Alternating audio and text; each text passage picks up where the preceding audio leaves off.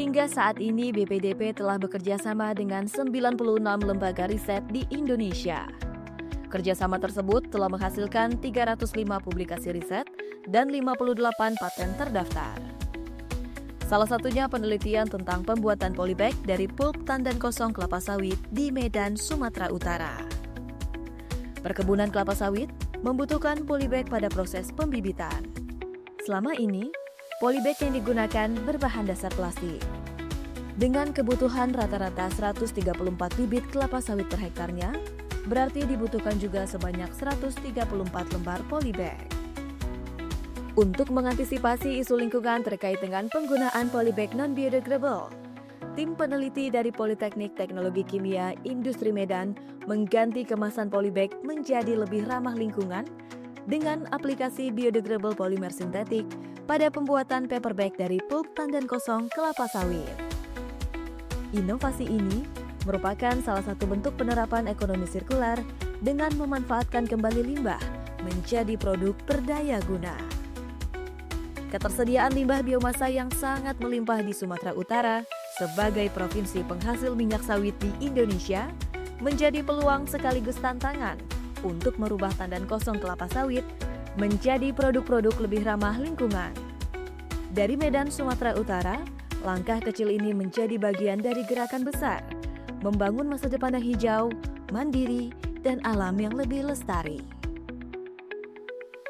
Saya Sari Farahdina, pada kegiatan riset ini berperan sebagai ketua tim pelaksana riset paper bag dari PAP TKKS.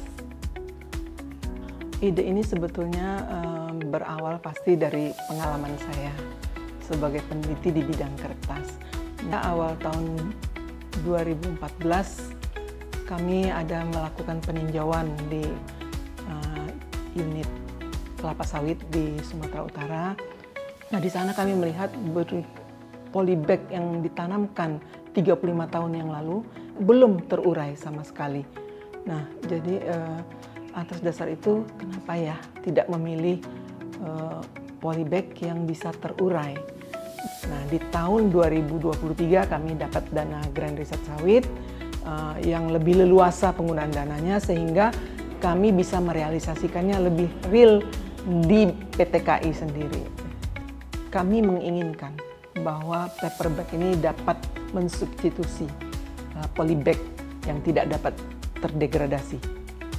Tantangan yang kami hadapi adalah Pulau Sumatera itu produsen sawit, lumbungnya sawit Indonesia ya, seperti itu, tetapi belum ada pabrik pulpnya. Saya merasakan baru kali ini saya begitu leluasa bekerja untuk mengoptimalkan penelitian, karena penelitian itu tidak terbatas pada apa yang sudah kita kerjakan, tetapi apa yang the next-nya itu luas sekali cakupan yang ada yang diberikan oleh BPDPKS untuk satu produk riset ini.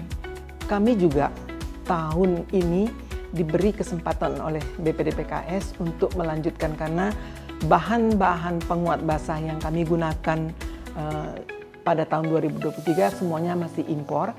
Nah, kami mencoba membuat wet strength agent itu dari selulosa tandan kosong sawit. Jadi dari bahan alami dapat lanjutan dari BPDPKS untuk mengembangkan riset. Grand Riset Sawit tentunya merupakan salah satu wadah yang bisa mendukung Tridharma Perguruan Tinggi khususnya di Politeknik Teknologi Kimia Industri Medan. Karena GRS ini menjadi sebuah wadah penelitian yang bisa menjadi tempat para dosen atau peneliti dari PTKI Medan memberikan ruang bagi mereka melaksanakan penelitian yang sifatnya ekspor.